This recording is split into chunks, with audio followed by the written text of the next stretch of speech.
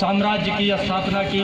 हालांकि कई उसमें योद्धा हुए, चंद्रगुप्त प्रथम भी हुआ, समुद्रगुप्त भी हुआ, लेकिन चंद्रगुप्त ने ढेर सारा विस्तार किया।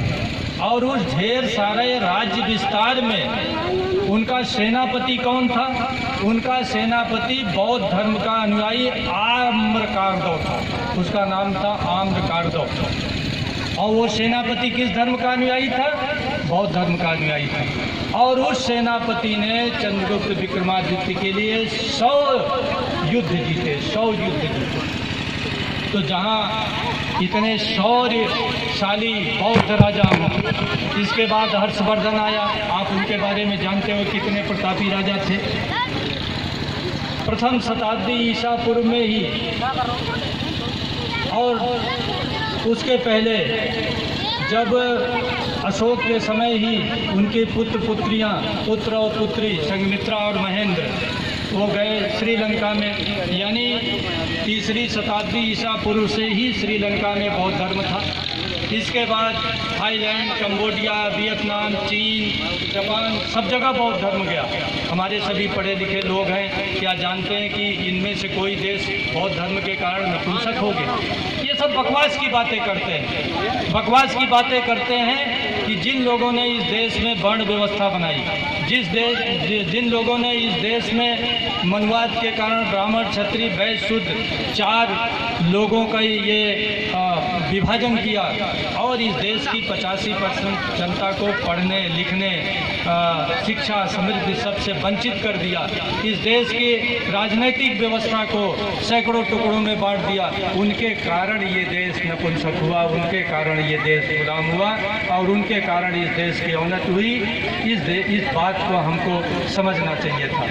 लेकिन हम लोग बौद्ध धर्मानुयायी हैं, हम लोग सद्भाव में, हम लोग भाईचारा में, प्रेम मोहब्बत में, शांति में हम लोग यकीन रखते हैं। भगवान बुद्ध का मार्ग बहुत विशाल मार्ग है, बहुत विशाल मार्ग है। दुनिया में सबसे तेज़ी से अगर कोई धर्म इस समय बढ़ रहा है तो बौद्ध धर्म बढ़ रहा है। अगर आप कभी गूगल उठाकर देखिए तो यूरोपियन कंट्री में, मतलब जापान में, जापान में नहीं, वहाँ तो पहले से है, जर्मनी में, फ्रांस में, इंग्लैंड में, स्वीडन में, नॉर्वे में, इसके साथ कनाडा में, ऑस्ट्रेलिया में और अमेरिका में, दक्षिणी अमेरिका में, इवन अफ्रीकन कंट्रीज में हमारे तमाम बौद्ध भिक्षु जा रहे हैं और बौद्ध धर्म का निरंतर विस्तार हो रहा है। लेकिन अब दुर्भाग्य ये है कि हम सभी यहाँ बौद्ध अनुयायी बैठे हुए हैं, जहाँ भारत में यह धर्म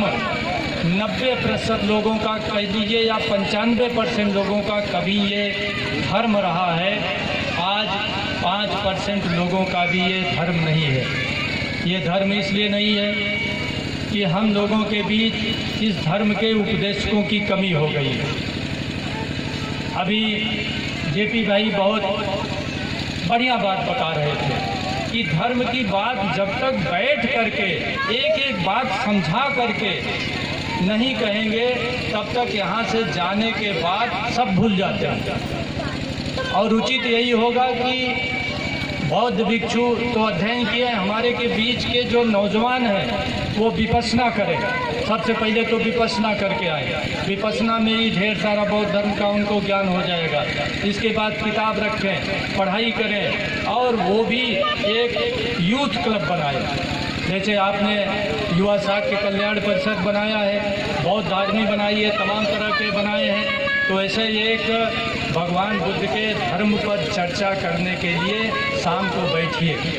अगर युवा लोग शाम को बैठ करके बौद्धिक चर्चा नहीं करेंगे, एक दूसरे से वैचारिक आदान प्रदान नहीं करेंगे, तो और एक अपना स्वस्थ रचनात्मक समूह नहीं बनाएंगे, तो ये हमारे शाम को 2 पैग लगाने वाले नौजवानों का तो समूह बनता ही रहेगा। और जब तक ये 2 पैग लगाने वाले हमारे लोग रहेंगे, तब तक न हमारा भला है, न नौजवानों का भला है, न इन महिलाओं का भला है। तो ये भी ज़रूरी है कि हमारे नौजवान एक